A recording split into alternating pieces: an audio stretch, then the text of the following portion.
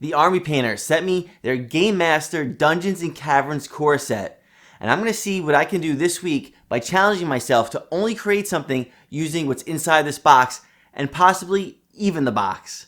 Let's see what I make this week on Tabletop Witchcraft.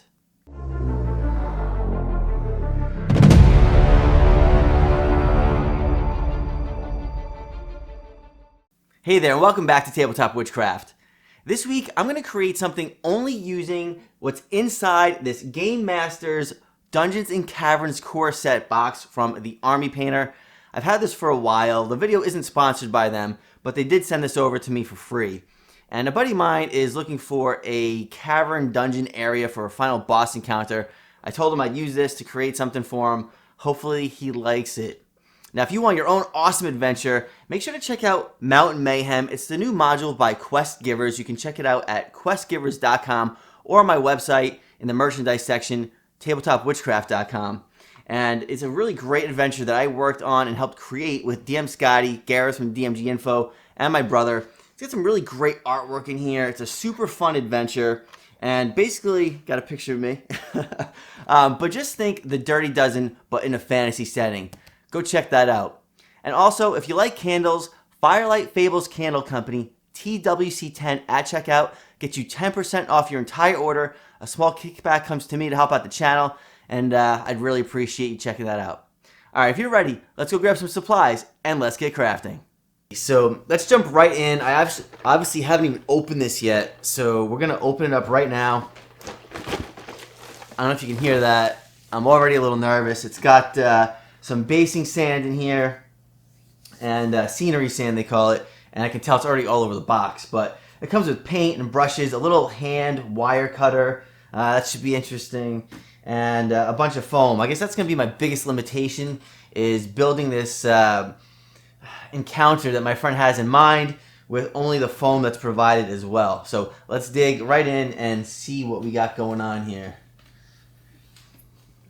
I like to be as clean as I can when I'm crafting, so you might hear the vacuum go on during this video. I hear a lot of sand moving around inside this box.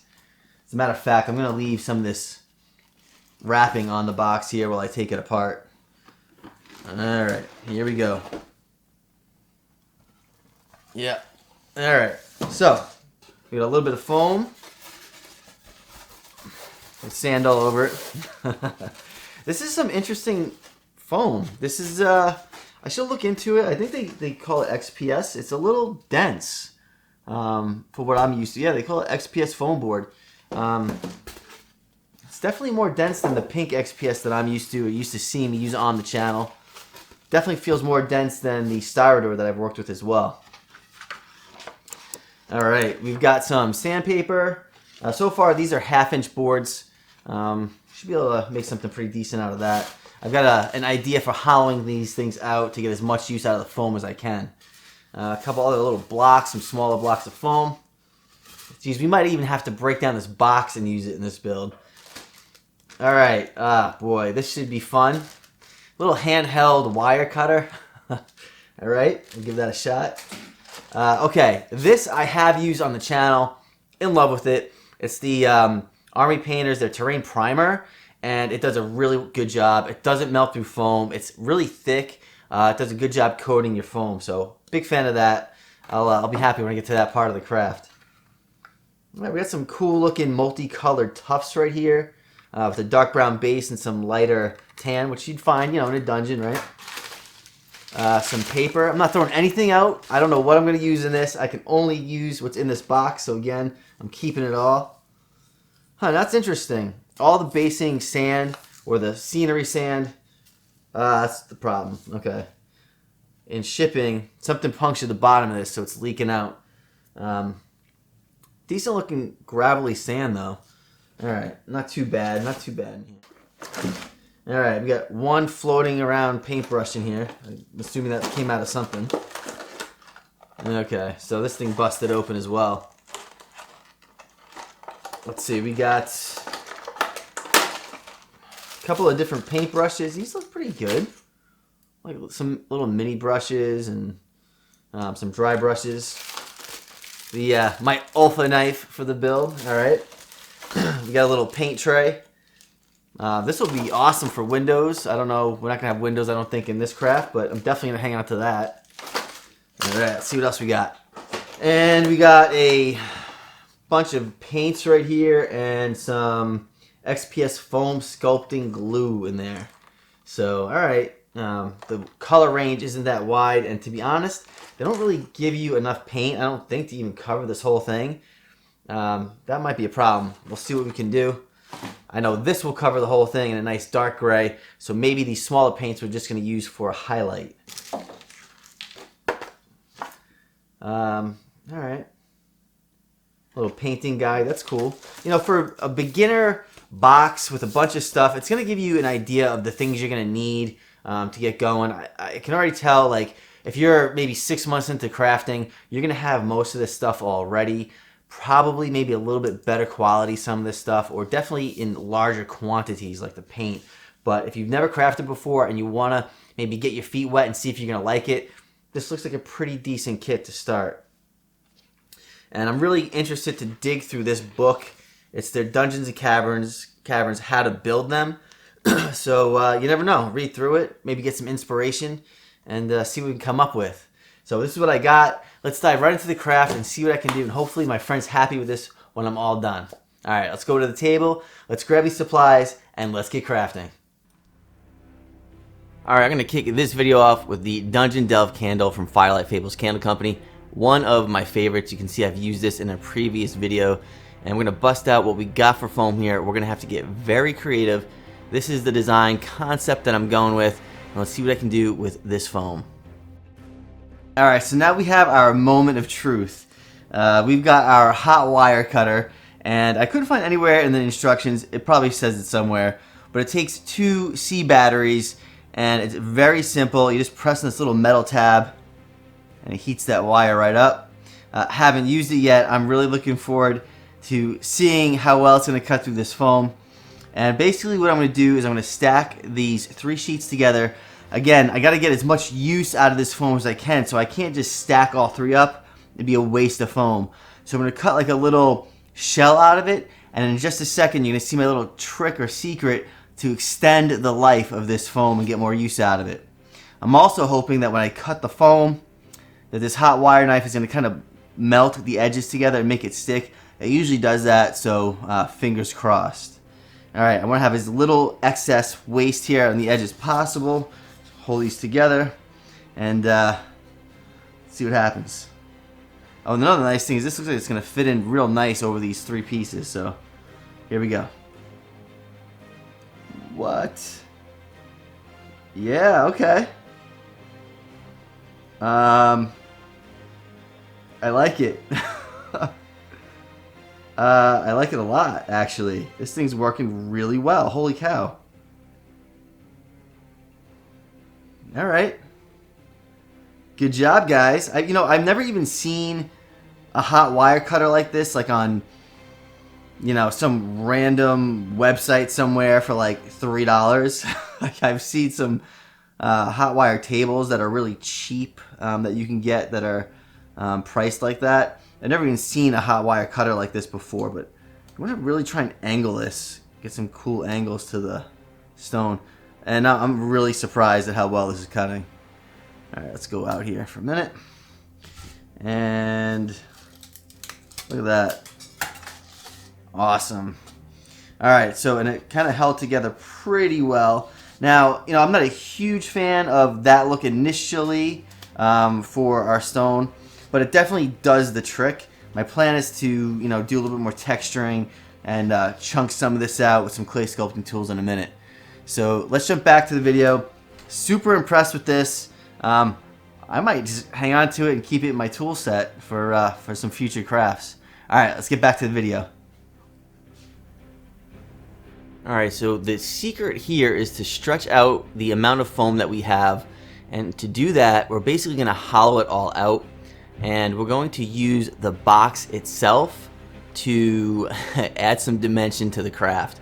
Now I'm actually pretty impressed with that glue. It's pretty tacky. And we're just going to stack these foam rings on top of each other. And between each layer, we're going to cut out a piece of the box. And instead of having a solid piece of foam, which would be a waste on the interior, it's going to be hollowed out. If you want to get real crazy, you could actually have these be removable if you want to use magnets, and you can have different layers that you're playing deeper and deeper underneath the cavern. So that might be kind of cool. I really wanted to do that, but there were no magnets included in the kit. Alright, I needed more foam for the bridge, so I'm basically going to just cut out what is going to be covered up by the mountains, and we'll use that for the bridge here in a few minutes. Now, I wasn't able to use my clay sculpting tool to rough this up, so I just wrapped some of the sandpaper that came with the kit around a marker, which didn't come with the kit, but I think everybody can get one of those. And, you know, that's going to do a real good job at adding some texture to the edge of these walls.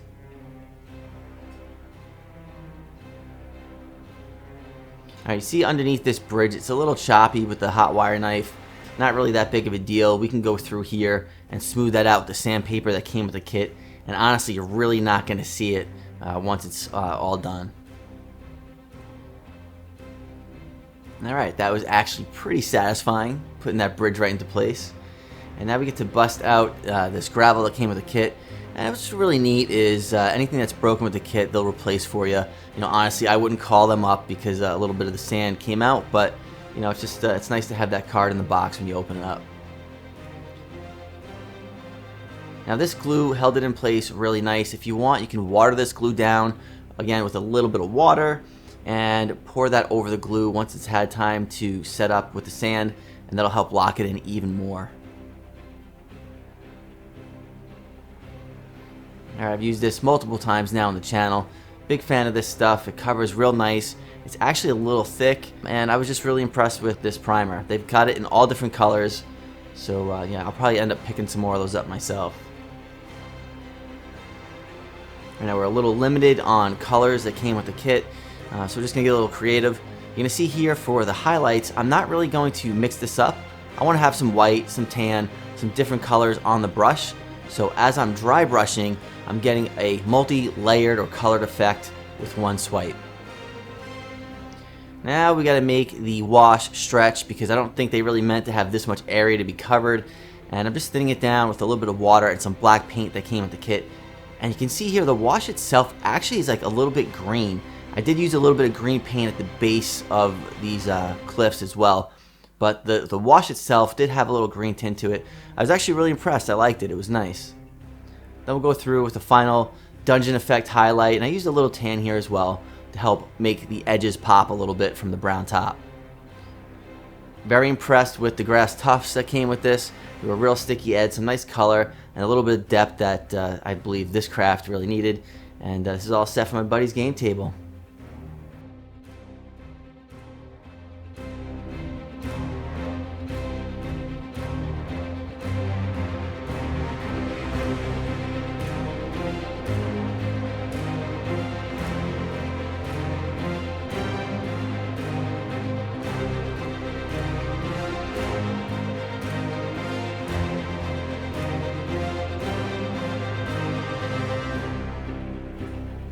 Alright, so a really quick review of the Gamemaster Dungeons and Caverns core kit. If you're a beginner, huge fan. I think it's going for like 45 bucks online right now, and you really can't go wrong. It's going to give you all the basic stuff you need really to get crafting. There are some things in here as a seasoned crafter that you're going to use and love, but you're not going to buy this kit. You're going to buy these things individually, like their primer. I'm a huge fan, and obviously their paints are really nice as well. You know, you get all kinds of stuff you need, like the glue, which I was actually impressed by. It's very tacky. It's not like a normal PVA glue. The sleeper winner here for me is the hot wire knife. Just something about the simplicity of this little thing. It's very limited, right? It's small. But just to have something to cut some small little pieces out of, you know, foam, I don't know. Something about it. I'm going to hang on to this. I like it. Also, you don't see it in the video, but this How to Build Dungeons and Caverns book, full of all kinds of awesome resources for a beginner, and honestly for even some seasoned people as well. I'm going to dig through this a little bit more. If you want to help support the channel, Mountain Mayhem again, questgivers.com or tabletopwitchcraft.com. You can find this and go on an awesome adventure. I'd really appreciate you checking that out, as well as heading on over to Firelight Fables Candle Company. All the candles you need to set the tone for your next adventure you can find there. TWC10 at checkout, get you 10% off your order. Head over to Patreon, check me out there. Great little private Facebook page, The Coven, where you can hang out with me, we can chat, and we can hang out live here at night on Discord while I'm crafting. Lots of fun to be had there. All right, until next time, I'll see you around.